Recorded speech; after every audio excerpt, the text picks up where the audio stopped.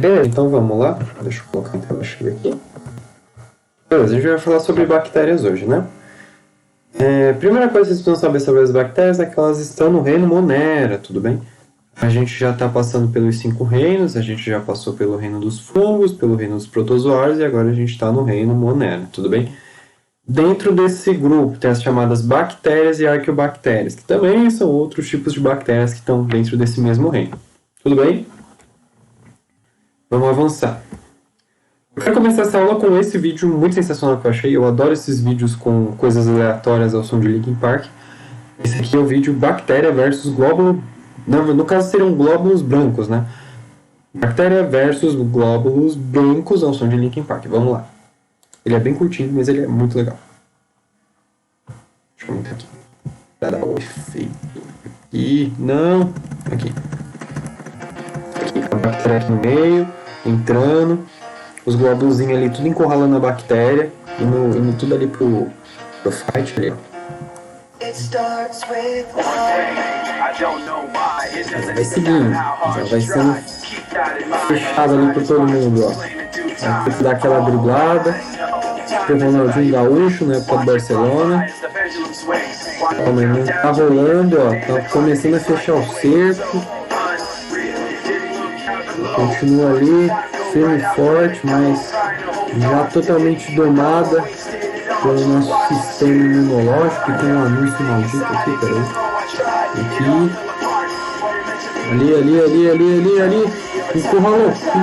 Não, fugiu de novo. Caraca, parecendo GTA isso aqui. Vocês jogaram GTA Sandra, gente? Era muito legal. Atropelar as veinhas, roubar a ambulância. É boas épocas, velho. Aqui, pronto, acabou. Tem um vídeo de uma capivara aqui, mas eu não vou mostrar, porque isso não é aula de animal ainda. Tudo bem? Beleza. Uma coisa, eu quero usar esse vídeo pra gente entender melhor as bactérias, né? Porque uma coisa que a gente pode perceber é que elas são unicelulares, né? Esse carinha aqui é um só. Então, sim, eu passei um vídeo ao som de Linkin Park com um monte de besterol só pra falar que é unicelular. Enfim, bactérias são unicelulares, tudo bem? Além disso, elas são procariontes. De novo isso, sim, de novo, infelizmente. Mas vamos lá, rapidinho, vocês já sabem isso, pelo amor de Deus, vocês já aprenderam isso, a gente está vendo isso desde o primeiro dia de aula. Procariontes são células que não têm núcleo, né? Que é o caso das bactérias, não tem núcleo. Você tem o DNA aqui esparramado pelo citoplasma. Uma coisa que a gente tem que lembrar é que as bactérias são estruturas celulares muito simples. Tudo bem que são muito simples. Então você tem o DNA aqui que não tem nem núcleo, espalhado pelo citoplasma. Você não tem mitocôndria, lisossomo, complexo de Golgi, toda aquela bagaça que a gente viu, você só tem ribossomo. Por quê? Porque eu não sei se vocês lembram lá do DNA, que vira RNA, que vira proteína, e que proteína era importante para a vida. O ribossomo que fazia esse processo, não sei se vocês lembram, de transformação de RNA em proteína. E como proteína é essencial para a vida, pelo menos o ribossomo a bactéria vai ter que ter para produzir a proteína de fato, tudo bem? Então, uma estrutura muito simples. Então, ela faz o básico ali, que é proteína.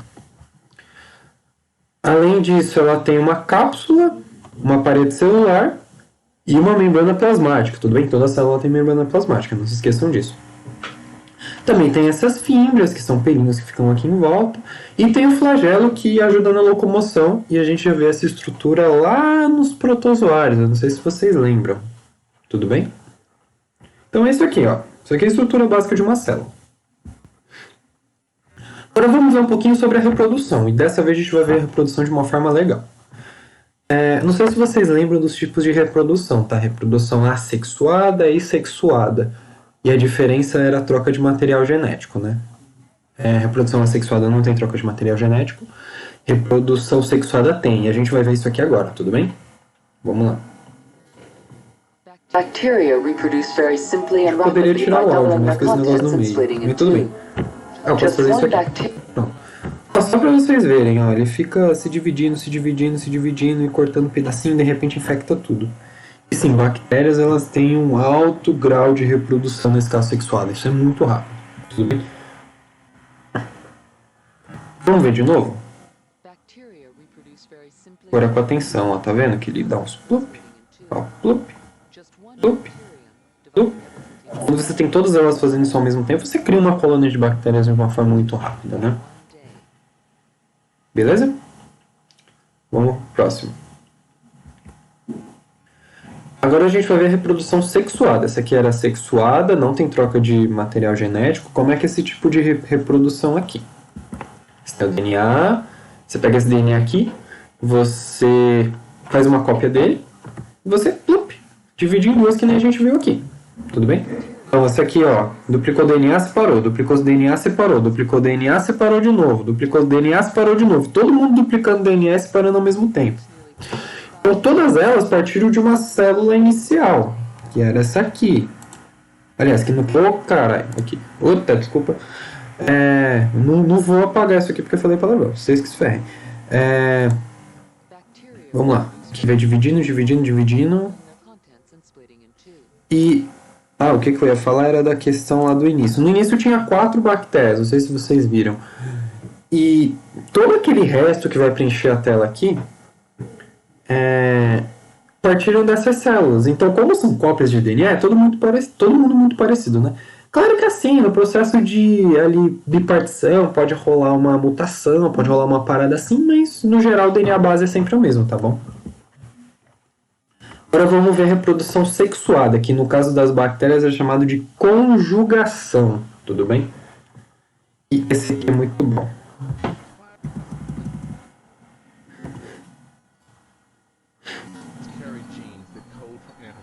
Plasmídios carregam genes de resistência. Durante a conjugação, plasmídios combinam-se em recolapos. A gente vai ver o que é plasmídio. Vamos com calma aí.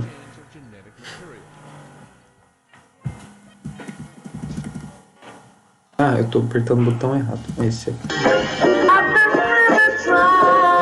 Que romântico, gente. Ali, ó. Vão se juntar ali, ó. Que coisa mais linda. Ó, vai jogar um negocinho aqui. Eu já vou explicar o que é isso, tá? Tem um nomezinho pra isso aqui. Aqui, olha só como o amor é lindo, gente. Essa música ficou muito boa. Sério. Essa música é muito boa.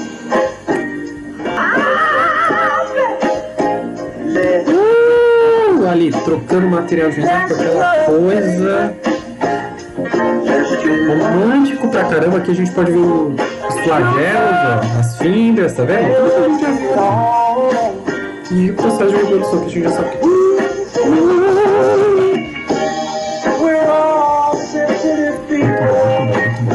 Agora vocês lembram que lá no início a gente falou sobre plasmídios, que não sei o quê. O que é o plasmídio, né?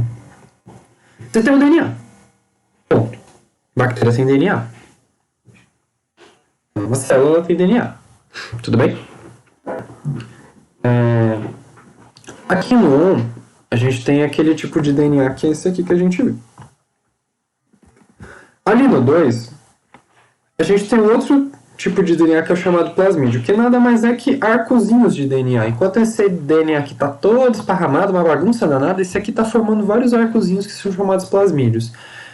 São esses arcozinhos aqui que são trocados durante o processo de conjugação. Esse processo maravilhosamente bonito e romântico que a gente acabou de ver aqui com essa música maravilhosa. Tudo bem? Vocês não conseguem ver meu dedo. Aqui, é esse aqui que é transferido durante esse processo de conjugação. Tudo bem? E aquela estruturazinha lá, que ficou lá no meio, que eu falei, já vou explicar o que é isso, que é tipo um canudinho que uma bactéria passa para outra, é o que a gente chama de pile. Tudo bem? Uma célula, uma bactéria basicamente gruda uma pile na outra, e daí através dessa pile que é trocado esse plasmídio. Tudo bem? Tão simples, né? Conjugação é aquele processo romântico, lembra da musiquinha no fundo, junta os piles e transfere esse DNA circular. Beleza? Fácil, né? Fácil. Extremamente fácil aqui. Além disso, uma outra coisa importante que a gente precisa saber sobre bactérias, elas se reproduzem, tá? De forma assexuada ou sexuada, né? Através da conjugação, dos plasmídios, dos pilos e tudo mais. Mas a bactéria ela também faz um processo chamado esporulação, que não é bem um processo de reprodução, tá? Mas o que é esporulação? A gente já viu esporos quando a gente falou de fungo. Lembra que eu falei? É tipo um embrião e tal. O que é isso no caso das bactérias? É basicamente uma hibernação.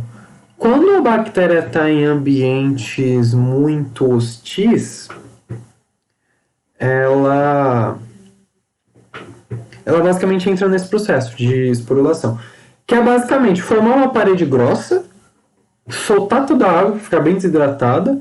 Com isso você tem uma diminuição da atividade metabólica, ou seja, todos aqueles processos e tal, eles são feitos de uma forma bem lenta, por quê? Para não gastar energia, para eu ficar lá quietinho na minha. E quando as condições ambientais melhoram, a bactéria volta aos processos normais de reprodução. É tipo isolamento social, saca? Tem um vírus maluco aí no mundo, fica todo mundo em casa fazendo nada para não se ferrar. Quando o ambiente ficar livre do vírus, ou a gente descobrir não vai ficar livre do vírus, mas quando descobrir a vacina, tiver um antiviral eficiente, a gente pode sair pra rua e aí não vai ter perigo nenhum. Tudo bem? Aqui é a mesma coisa. A bactéria vai estar lá, se a condição ambiente ficar difícil, ela vai entrar nesse processo de hibernação, entre aspas. É só lembrar do urso, né? Que ele tá lá e ele precisa... O que ele precisa, gente? Ele precisa ficar no inverno, e daí ele vai acumulando gordura, e depois ele fica lá quietinho na dele no inverno, dormindo para não gastar muita energia. Por quê? Porque é frio, ele nem vai achar muita coisa para comer, vai ser difícil, é um saco, ficando frio, então ele prefere ficar quieto lá na dele. A bactéria é a mesma coisa. Tudo bem? Esse é o processo de esporulação, gente. Vamos lá. A gente pode classificar as bactérias através de alguns tipos morfológicos. O que é tipo morfológico, meu santo Deus? É simples. Morfológico, aliás, quer dizer estrutura. É basicamente forma. É tipo forma. Morfo, até lembra um pouquinho forma, né? Basicamente a forma física das bactérias, né? Então elas podem estar presentes nessas estruturas aqui que a gente chama de cocos, que são várias bolinhas assim separadas. Você pode ter os esporos bacterianos, que a gente já falou que é. Você pode ter o diplococcus, não precisa decorar, tá? É só para vocês saberem o que é. Você também tem as bactérias flageladas, que a gente já viu. Você pode ter o Streptococcus, que forma essas cordinhas aqui. Você tem o Staphylococcus, que forma um negócio aqui que eu não sei classificar o que é, mas é tipo um conjunto disso aqui, enroladinho, vários. Você tem esses vibriões, que são essas coisas aqui que parecem vermes, mas é claro que uma bactéria é muito menor que um verme, já que um verme é um animal, e ele é macroscópico, aliás, dá para ver olho nu. Você tem os esperilos ou espirilos, também dependendo da tradução, e você tem os bacilos, e a gente já conhece os bacilos, os famosos lactobacillus casei shirota, é o nome? Eu não lembro, lá, os lactobacillus da Yakut. É nessa estrutura aqui, tudo bem? Que é parecido com os esporos, só que não é um esporo, tudo bem? E eu acabei de lembrar uma coisa, eu comecei a gravar essa aula, mas eu não sei que horas ela começou, então vocês vão me perdoar, mas eu vou ter que abrir aqui pra ver. Dá pra ver o horário aqui? Cadê? Eu não sei quanto tempo eu tô gravando isso aqui. Ah, tá aqui, 12 minutos, tá bom. E eu não vou cortar essa parte, gente, dá muito trabalho cortar. Foi rapidinho. Mas então, vamos lá, tipos morfológicos. Agora a gente vai ver um vídeo muito legal que eu prometi pra vocês, que é como criar bactérias em casa. Pra quem quiser fazer um experimento, depois tirar foto e marcar no Instagram do Raízes, a gente vai ficar feliz, tá? Quem não quiser, só olha. Mas sei lá, se estiver entediado na quarentena, pode ser um negócio interessante de fazer. Mas vamos assistir.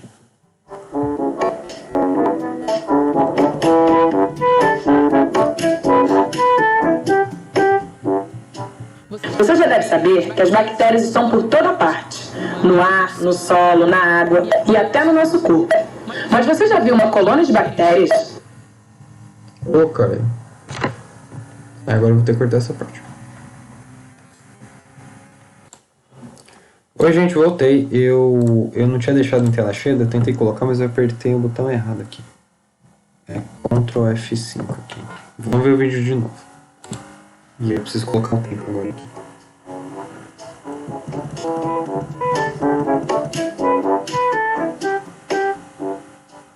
Você já deve saber que as bactérias estão por toda parte. No ar, no solo, na água e até no nosso corpo. Mas você já viu uma colônia de bactérias? Não? Quer ver? Então, mãos à obra e vamos criar uma. Você vai precisar de um pacote de gelatina incolor, um tablete de caldo de carne, água, pote pequeno de plástico, cotonete e bactérias. Para começar, dissolva o caldo de carne conforme a indicação da embalagem e depois coloque em uma xícara ou pote para descansar um pouco. Em seguida, dissolva a gelatina também da maneira como é indicado na embalagem. Atenção! Peça ajuda de um adulto sempre que precisar usar o fogão. Depois, misture a gelatina e o caldo de carne e despeje a mistura no pote de plástico. até mais ou menos 1 centímetro de altura. Deixe na geladeira e espere algumas horas até endurecer. A gelatina endureceu? Então é hora de caçar bactérias. Pegue o cotonete e passe em alguns lugares do seu corpo, entre os dedos do pé, na boca. Pode passar em uma moeda também se quiser. Em seguida, passe o cotonete na gelatina, tomando cuidado para não furar. Feche bem o pote e deixe fora da geladeira por 3 dias. No final desses 3 dias, você vai perceber que coisas bem estranhas cresceram na sua gelatina. Essas placas que surgiram são as colônias de bactérias. A multiplicação das bactérias aconteceu porque a gelatina misturada com caldo de carne serviu como meio de cultura, ou seja, forneceu os nutrientes necessários para o seu crescimento. No experimento, isso não é um problema, mas há outras situações em que a proliferação de bactérias é um perigo. Por exemplo, em alimentos armazenados de forma inadequada, podem surgir colônias de bactérias que, depois, ameaçam a saúde do consumidor. Isso pode acontecer também no seu corpo. Sem higiene, ele pode ser uma ótima morada para bactérias que causam doenças. Então, não custa nada lembrar. Lave bem atrás das orelhas, entre os dedos do pé, corte as unhas, escove os dentes. Assim, você evita que bactérias prejudiciais se multipliquem nesses lugares. Gostou desse experimento? Ele foi publicado na CHC 231, que traz ainda mais textos legais para você. É isso, gente. Lembrando de novo, né, que ela falou dessas dicas de higiene e tal, para evitar reprodução, e eu mostrei que a reprodução é um processo muito rápido, né, então prestem bastante atenção nisso, né. A gente já falava de lavar bem as mãos antes de ter Covid e tudo mais, né, então, por conta disso. Eu tenho até um desafio para quem que tiver afim de fazer esse tipo de desafio em casa, eu não sei se alguém vai querer, mas uma coisa muito legal que a gente costuma fazer, inclusive na ciência, né, quando a gente trabalha com pesquisa, é você ter um grupo controle e um grupo tratamento. A gente já falou disso na aula de vacina. Na aula de vacina, remédio e tudo mais. Então, acho que seria legal se quem tivesse a fim de fazer, tivesse um copinho e fizesse esquema de passar o cotonete na orelha, no dedo e colocar, e fizesse um outro copinho sem cotonete.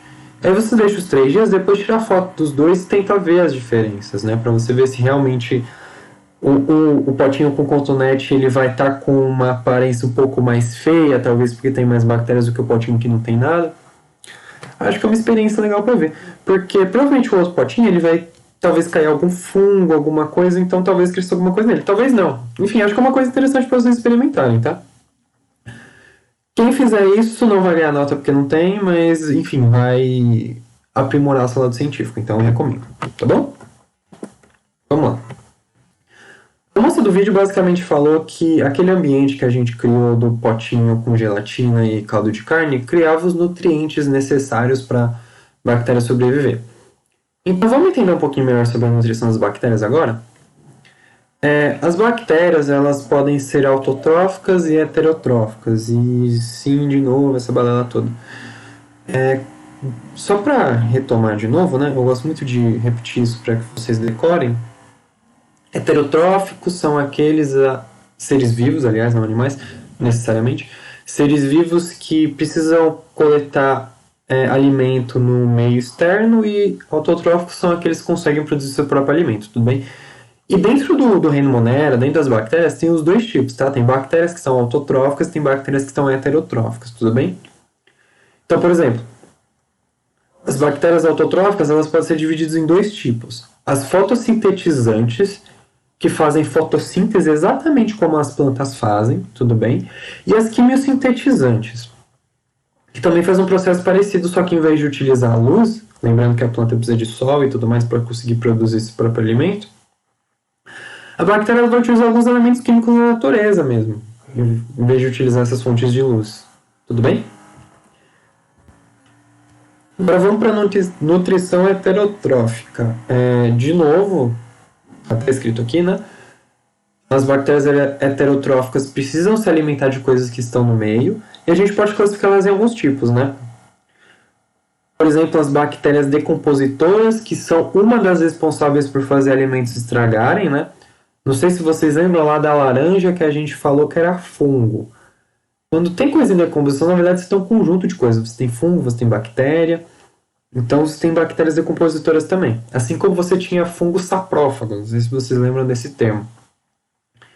Além disso, você tem as bactérias parasitas também, ou parasitárias. Que, por exemplo, são as bactérias que causam doenças ou que já estão na nossa flora. Tudo bem? Acho que a gente falou de flora disso já. Já falou sobre flora, né? Se a gente não falou, vamos retomar. Basicamente, o nosso organismo tem uma série de fungos, protozoários e bactérias que convivem com a gente e que não causam nenhum tipo de doença. Fica todo mundo bem lá, as bactérias ajudam a gente em alguns processos e ao mesmo tempo que elas também se alimentam dos nossos alimentos, das nossas coisas ali dentro. Tudo bem? Então elas acabam atuando como parasitas.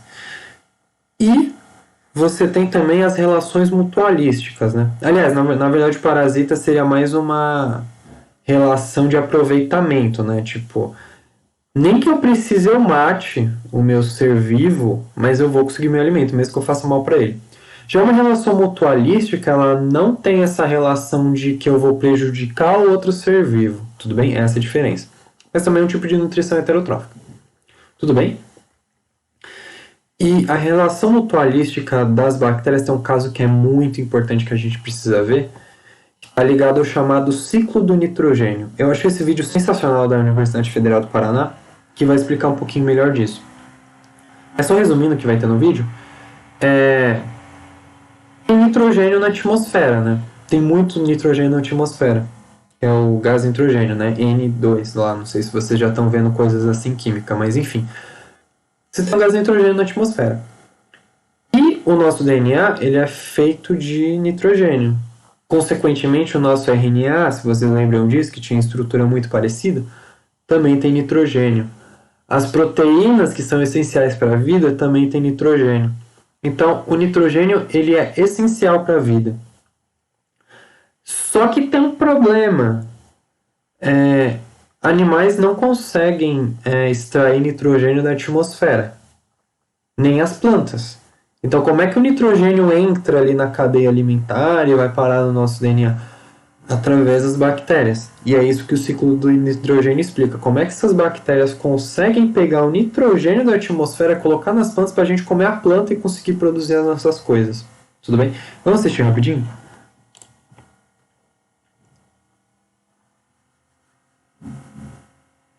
O programa a seguir tem classificação indicativa. Está muito baixo, acho que eu vou aumentar um pouquinho.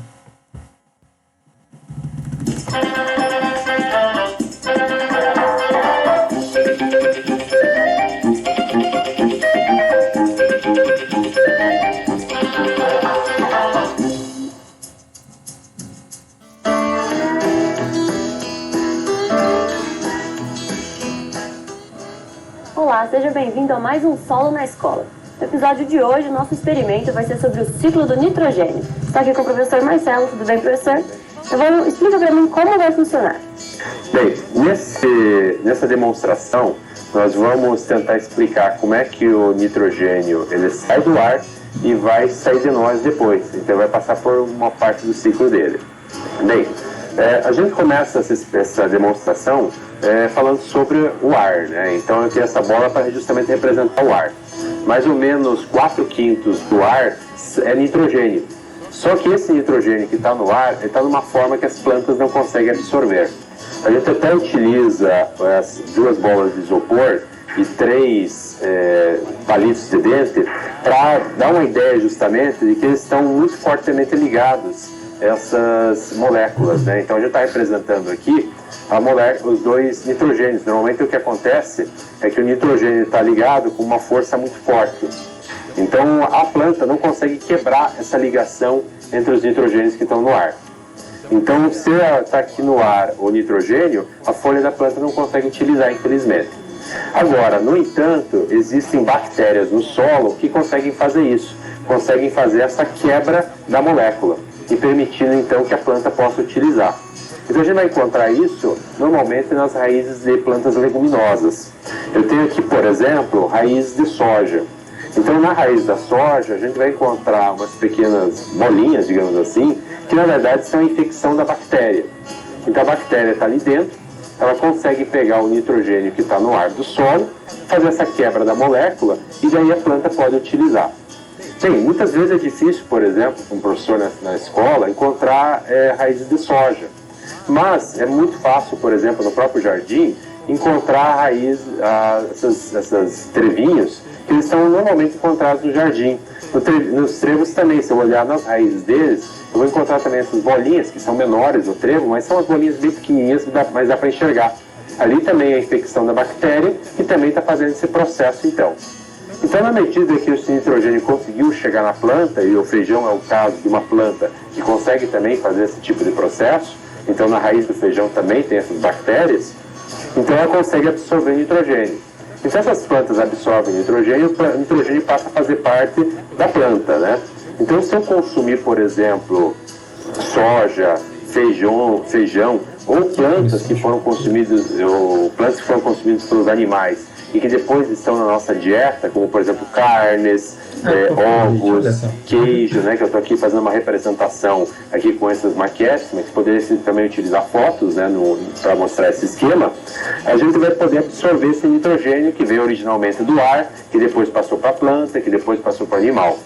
Mas se eventualmente eu estou plantando algum vegetal que não tem essa fixação, então, por exemplo, milho é uma planta que não tem esse processo, não tem lá essas bactérias lá. Então, a gente pode ter justamente na indústrias que fabricam então adubos, que eles vão pegar então o nitrogênio do ar e converter ele também em nitrogênio que a planta possa utilizar. Ureia é um caso desses adubos, né? Então, a ureia ela possui nitrogênio também. Então é um adubo produzido, né, e que também vai ser aplicado no solo para que as plantas possam absorver e possam ter nitrogênio.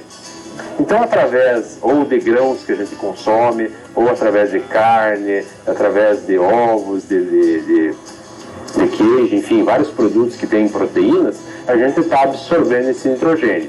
Bem, mas e o excesso de nitrogênio, aquilo que a gente não utiliza? Ele vai acabar saindo pela urina. Claro que a gente não colocou aqui urina, né? A gente colocou aqui apenas um chá preto, né, para representar a urina, mas na urina o nitrogênio também vai estar saindo do nosso organismo, principalmente na forma de ureia, que é a mesma ureia lá que é aplicada lá na agricultura. Então a gente mostra um pouco uma parte do ciclo do nitrogênio, desde o ar, passando pela planta, passando pelos alimentos que nós vamos consumir, até sair finalmente lá do nosso organismo na forma de urina. Professor Marcelo, muito obrigada por essa demonstração. Esse Solo na Escola foi sobre o ciclo do nitrogênio. Se você quiser rever outros programas nossos, é só acessar no nosso site. Muito obrigada e até a semana que vem. Quem quiser acessar lá, fica à vontade. Posso deixar o link depois se vocês quiserem. Mas então, algumas coisas importantes sobre esse vídeo, tá? Primeira coisa, deixa eu pegar... 13h35, tá? Acho que eu tenho tempinho ainda. Não sai arrancando matos por aí pra ficar vendo a raiz, tá? Pra ver se tem bolinha ou não. Pelo amor de Deus, nós vamos fazer um estrago. Mas quem quiser, talvez uma experiência interessante realmente seja plantar feijão em casa, sei lá, se tá de boas. Uma coisa que eu gostava de fazer quando era pequeno é pegar potinho de margarina, né? Aí pega, sei lá, terra no vizinho. É bem fácil achar terra em Perus, tem algumas ruas que não tem asfalto ainda, então é um processo fácil.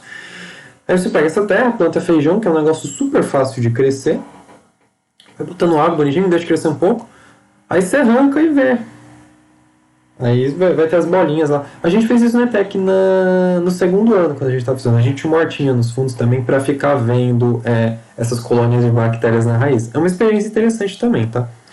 Então quem quiser aí, tem duas coisas para fazer em casa. Fazer a cultura de bactérias e plantar feijão, para ver também a cultura de bactérias nas raízes. Tudo bem? Uma outra coisa que eu fiquei com medo desse vídeo, não saiam fazendo xixi nos potes de planta só porque tem ureia no xixi e ureia é um tipo de adubo. Tudo bem? Não façam isso, por favor. Vai ficar fedendo. Mas beleza. Vamos resumir tudo que a gente falou até agora? Então, qual que é a importância das bactérias, né? Fixação no nitrogênio, mega importante isso. A gente pode usar bactérias em processos industriais, né? A gente falou lá dos bacilos, né, dos lactobacilos, ou seja, bactérias são utilizadas na produção de iogurte, eu sempre falo isso errado. E também tem a questão da decomposição de matéria orgânica, né? Isso também se aplica a humanos, detalhe. E tem a questão das doenças, né? E antes da gente começar a falar sobre as doenças, tem um negócio interessante. Além de bactérias causarem doenças, né, por isso que eu coloquei aqui, as bactérias também ficam doentes. Sim, como é que elas ficam doentes? Através de fungos. Tudo bem? São chamados bacteriófagos. Esse vídeo muito legal aqui do Butantan, chamado Terror das Bactérias. Vamos assistir ele rapidinho. Eu sei que eu tô enchendo de vídeo, gente, e não é preguiça de juntar material nem nada, é porque tem muito material bom no YouTube e ele já tá pronto, então por questões de tempo vocês têm um material melhor, né, do que eu conseguiria produzir com meu tempo hábil e fica todo mundo feliz. Mas vamos lá. E aí?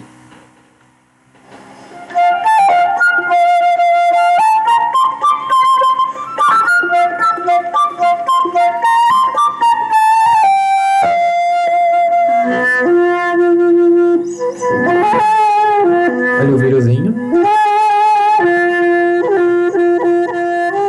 Não é uma célula, capsídeo, a gente já viu isso.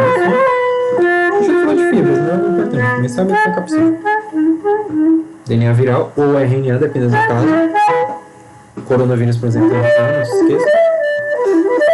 As bactérias, livres, leves e soltas.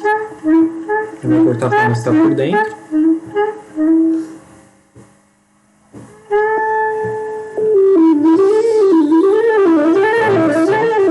Formação bacteriana. A gente pode falar que essa bactéria é circular.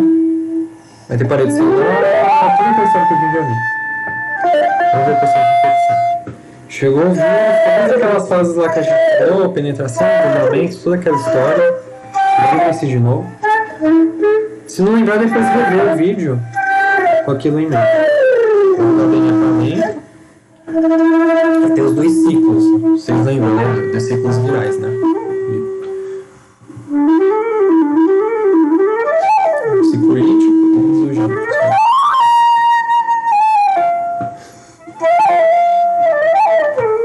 O ciclo lítico estoura. Vou mostrar isso pra ele. E a bactéria morreu. Aí vai infectar, matar outras bactérias e reproduzir de novo. Agora, outro ciclo. Ele está voltando para o início da infecção para a gente ver o ciclo zero com o outro ciclo lá que a gente já estudou. Olha só. Clica aí, plop. São processos que a gente já conhece. Entenderam a diferença? Acho que foi mais claro aqui com esse vídeo. Às vezes ele estourar e soltar, ela se divide infectada.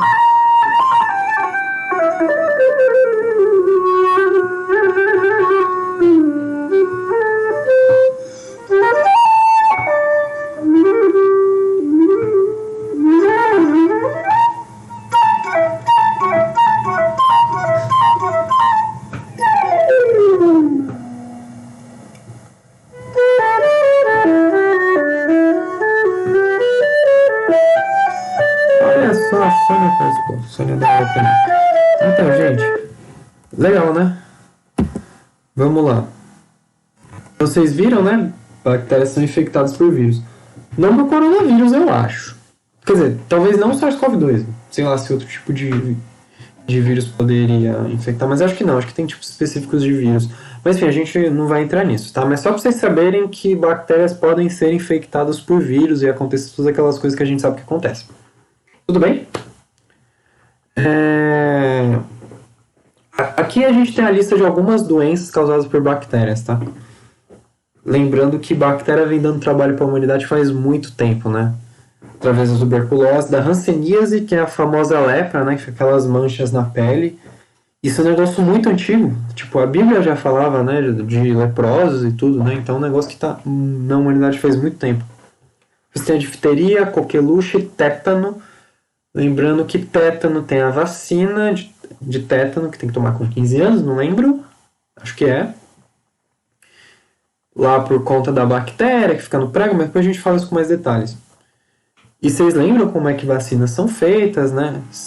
No caso do vírus, acho que eu te falei de você colocar partes do vírus, mas as bactérias também é um princípio muito parecido, tudo bem? Além disso, vocês têm as disenterias bacterianas, e isso é um problemão, principalmente em países subdesenvolvidos, acaba sendo no Brasil também, mas África e tudo mais, você tem péssimo tratamento de esgoto, então as pessoas basicamente ficam com diarreia por conta de bactérias, e diarreia causa uma desidratação enorme, então você pode morrer. É muito perigoso isso. Você não sabe a quantidade de pessoas que morrem no mundo por conta disso. Você teve a sífilis, que também já matou bastante gente na Europa. Você tem a meningite eu sempre me enrolo pra falar isso. Meningite meningocócica, isso. Ou meningocócita, também dá pra ver assim às vezes. Que, de novo, a meninge é uma membrana que fica no cérebro, tá? Depois, quando a gente falar um pouquinho sobre fisiologia humana, a gente pode entrar nisso. Mas tem essa membrana no cérebro, então dá uma dor de cabeça absurda. E a meningite pode ser causada por várias coisas, né? Porque, na verdade, você tem a meninge, que é essa estrutura, e o itch é inflamação, né? Acho que a gente já falou isso quando a gente falou da hepatite, que eu tinha falado que era no pâncreas, né? Mas na verdade é no fígado. Eu tinha confundido, tava em dúvida. Vocês me perdoem por isso. Muita coisa para lembrar, deu branco na hora. Mas enfim, você tem as meninges que elas inflamam. E daí você tem um quadro de meningite. Essa inflamação pode ser causada por bactérias. Daí você tem essa meningite meningocócica. Além disso, a gonorreia, que é uma DST também. Tudo bem, gente?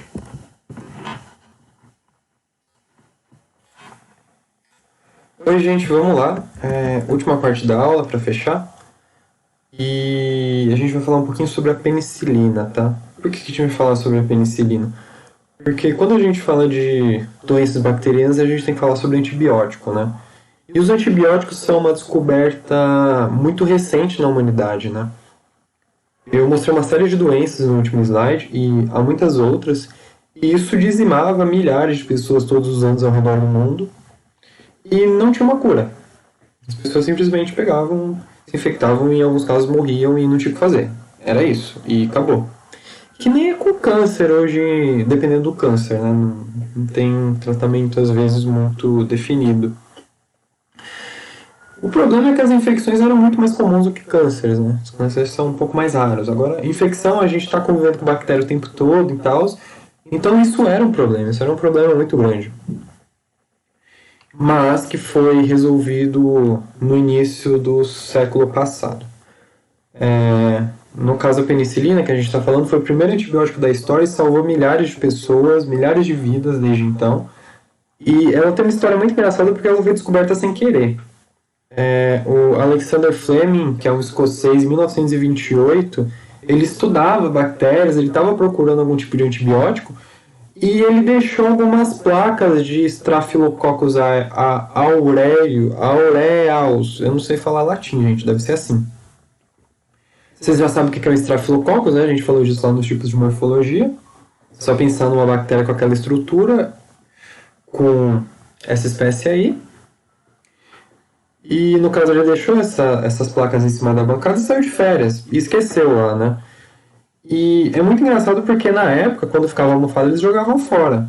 O que é óbvio, porque a gente faz isso com comida, né? Por exemplo, uma série de coisas. Tá almofada, joga fora. Tá estragado.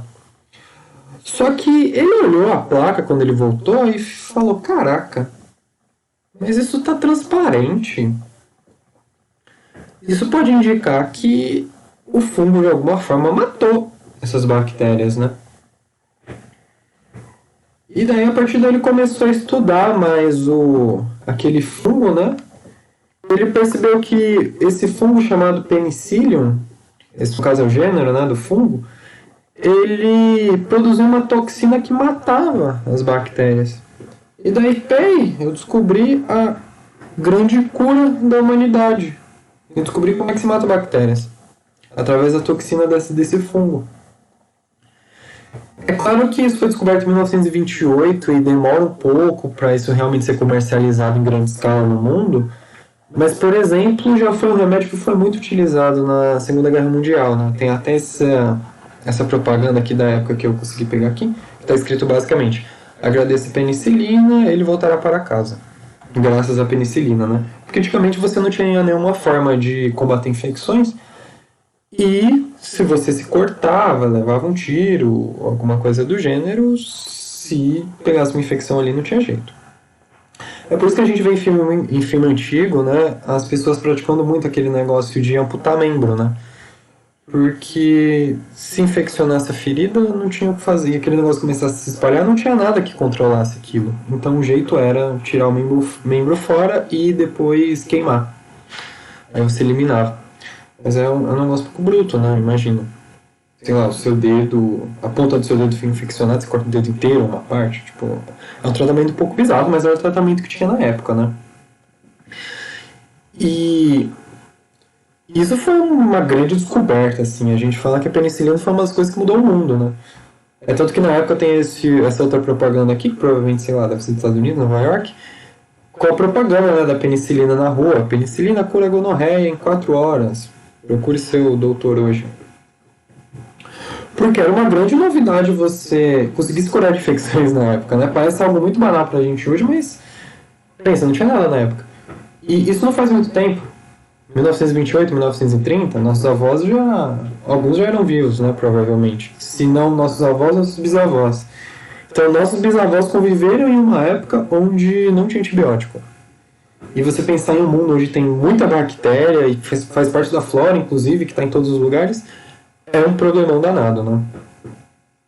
Uma coisa interessante, talvez óbvia, é que Alexander Fleming, obviamente, ganhou o Prêmio Nobel de Medicina naquela época, não sei exatamente qual ano, mas foi ali pela década de 40, junto com outros pesquisadores, né? Graças à penicilina, que foi o grande motor do mundo, né, na época.